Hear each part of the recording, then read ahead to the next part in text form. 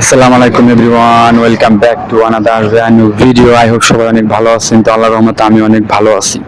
তো আজকে যে ভিডিওটি শেয়ার করব সেটা হচ্ছে, কিছুদিন ধরে দেখতে পাচ্ছি আমার ইউটিউব চ্যানেলে একটা ভাই অনেকে প্রশ্ন করতেছে, ভাই সিঙ্গাপুরের শিপইয়ার্ডে আসতেছি ফিটার হিসাবে, আমরা ফিটার হিসেবে এসে কি কোম্পানি আমাদেরকে স্কিল করাই দেবে নাকি, সেই বিষয়ে এখন কথা বলবো। সেটা হচ্ছে, আপনি শিপইয়ার্ডে আসতেছেন, শিপইয়ার্ডের মালিক কিন্তু কখনোই চাইবে না যে আপনি কনস্ট্রাকশন সাইডে গিয়ে কাজ করেন। আপনি যদি এখানে আসার পরে বলেন যে বস আমাকে কনস্ট্রাকশন সাইডে যাবো, আমার জন্য পেপারসগুলো আপনি দেন, তখন কিন্তু আপনাদেরকে দেবে না।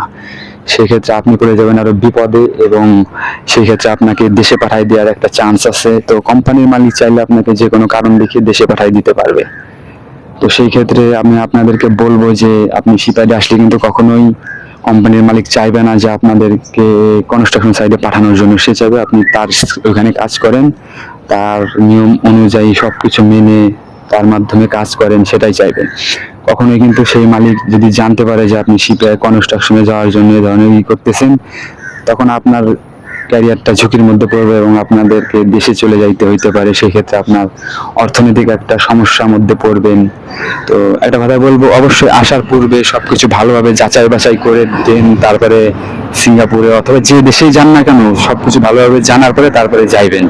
শুধু সিঙ্গাপুরের ক্ষেত্রে না, যে কোনো দেশে যাইতে গেলে কিন্তু আপনি যদি কাজ শিখে যান, সেক্ষেত্রে আপনার একটা আলাদা রকম প্রায়োরিটি আছে। আর যদি কাজ না শিখে যান, প্রায়োরিটি নাই। তো তখন বুঝতে পারবেন যখন বিদেশে যাবেন। তখন আমি প্রত্যেকটা ভিডিওর মধ্যেই বলি যে ভাই, বিদেশ আসার আগে কাজ শিখে আসেন, কাজ শিখে আসেন। এটা আমার অভিজ্ঞতা থেকেই বলি, আমিও কাজ না শিখে আসছিলাম। তো এখন আল্লাহ রহমতে কাজ যাই হোক কিছু একটা শিখছি, যেটাই শিখি না কেন ভালোই আছে, আল্লাহ ভালোই রাখছে। তো সেই জন্য বলবো, আসলে প্রথমে কঠোর পরিশ্রম করতে হয়। কাজ না শিখলে অনেক বাধা বিপত্তির মধ্যে যাইতে হয়। তো এটা বুঝবেন তখন বুঝবেন। তো আমার জ্ঞানের মধ্যে থেকে আমি বলতেছি যে আমি যে প্রবলেমটা ফেস করছি সেখান থেকেই আপনাদেরকে আইডিয়াটা দিলাম জাস্ট। তো সবাই ভালো থাকবেন, সুস্থ থাকবেন, আমার জন্য বেশি বেশি করে দোয়া করবেন। ইনশাল্লাহ খুব শীঘ্রই দেখা হবে। তো টাটা, গুড বাই, আল্লাহ হাফেজ। আর অবশ্যই চ্যানেল সাবস্ক্রাইব করতে ভুলবেন না। সাবস্ক্রাইব নাও।